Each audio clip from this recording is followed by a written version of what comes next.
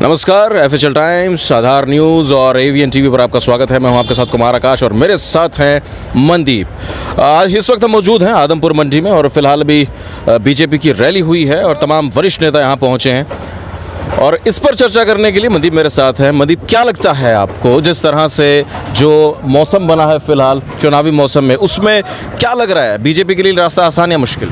देखिए sir, BJP के लिए रास्ता उतना आसान नहीं है जितना बीजेपी और समझ रही है और कुलदीप बिश्नोई और भव्य बिश्नोई और भजन लाल परिवार समझ रहा है। पूरे ही कांटे की टक्कर है और यहाँ पर हमने मतदाताओं से रुझान भी लिया, अलग से बात भी की। जो लोग कैमरे पर नहीं आना चाहते थे वो भी कह रहे हैं कि बड़ी कांटे की टक्कर है और 5,000 से नीचे ही हार जीत का अंतर रहेगा। और ख़ास बात यह भी है कि काफ़ी सारे लोगों से हमने यहाँ पर बातचीत की है, कैमरे पर बोलने से उन्होंने इनकार किया, लेकिन सीधे तौर पर ये कह दिया है कि भाई कुलदीप ने काम नहीं करवाया है यहाँ पर। और वो ये भी कह रहे हैं कि अगर इस बार अगर भव्य भी काम नहीं कराता है तो फिर उसके लिए आने वाली डगर बेहद मुश्किल होने वाली है। तो ऐसे में कहीं ना कहीं ये बात तो सीधे तौर पर तय है कि जिस तरह से कहा जा रहा था कि एक तरफा माहौल है, वैसी कोई बात नहीं है। एक तरफा माहौल नहीं है, क्योंकि दीपेंद्र हुड्डा और भूपेंद्र सिंह हुड्डा ने इसे अपना इलेक्शन मानकर काम किया है और उनकी मेहनत ग्राउंड पर नजर आ रही है। और जेपी सीधे सीधे मुकाबले में है भव्य बिश्नोई के मुकाबले में। सीधे तौर पर काफ़ी सारे ऐसे लोग हैं जिन्होंने सीधे तौर पर जेपी को भी समर्थन देने की बात कही है। और वहीं हालांकि बीजेपी की तरफ से पूरी कोशिशें की जा रही है, बड़े नेता यहाँ पर पहुँच रहे हैं, खुद मुख्यमंत्री मनोहर लाल यहाँ पर पहुँचे, जिन्होंने कहा कि भव्य का हाथ मेरे हाथ में, आप लोग पकड़वा दीजिए और फिर देखिए क्या होगा।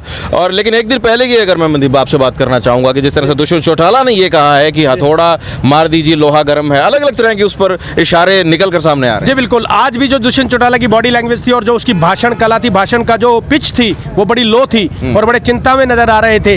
लेकिन आज फिर उन्होंने दोबारा कहा कि लोहा गर्म है और हथौड़ा मार दीजिए और भव्य बिश्नोई को जिता दीजिए। कल का जो उनका भाषण था बालसमंद में, उससे ये मैसेज जा रहा था अपने समर्थकों को कि इनको वोट ना करें। लेकिन आज उन्होंने अपनी बात को फिर दोबारा कहा। देखते हैं कि समर्थक उनकी मानते हैं या नहीं मानते, क्योंकि जो जेजेपी का कोर वोट बैंक है वो जाट जाति से संबंध रखता है और जाट जाति का वोट बहुत कम आ रहा है भारतीय जनता पार्टी और भव्य बिश्नोई को। सीधे तौर पर ये ज़रूर, हालांकि जातिगत समीकरणों को कहा जाता है कि देखना नहीं चाहिए, लेकिन सीधे तौर पर चुनाव में जातिगत समीकरणों को ही सबसे ज़्यादा देखा जाता है। सीधा समर्थन दे रहे हैं और भूपेंद्र सिंह हुड्डा, दीपेंद्र हुड्डा और उदय भान की जो तिकड़ी है वो बड़े अच्छे तरीके से काम कर रही है। दलित वोट बैंक में भी काफ़ी सेंध लगाई है उदय भान ने और उन्होंने साफ चुनौती दी है भजन लाल कुलदीप बिश्नोई को कि कांग्रेस के कार्यालय में भजन लाल की तस्वीर लगी हुई है, क्योंकि वो हमारे समय में मुख्यमंत्री थे। अगर कुलदीप बिश्नोई में हिम्मत है तो भारतीय जनता पार्टी के कार्यालय में चौधरी भजन लाल की फोटो लगवा कर दिखाए, तब हम मान जाएंगे कुलदीप बिश्नोई को। और पहले वो सीएम बनने की बात करते थे जब कांग्रेस में रहते थे,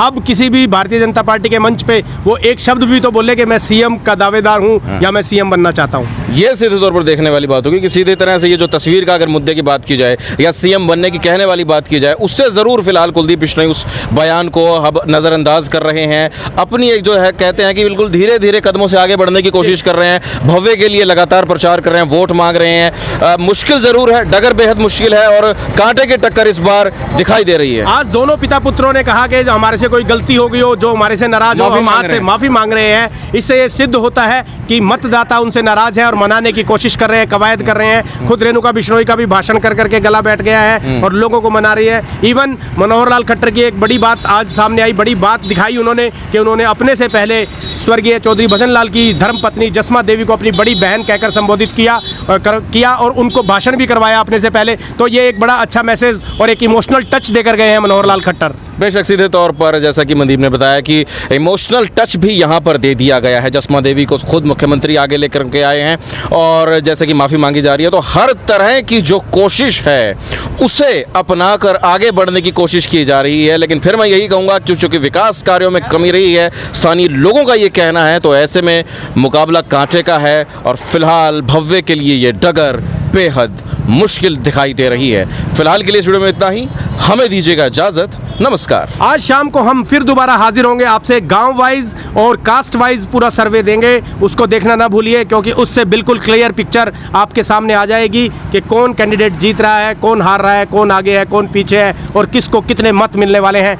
तब तक के लिए हमें दीजिए इजाज़त और ताज़ा अपडेट्स के लिए देखते रहे एवीएन टीवी, एफएचएल टाइम्स और आधार न्यूज़ हरियाणा। धन्यवाद।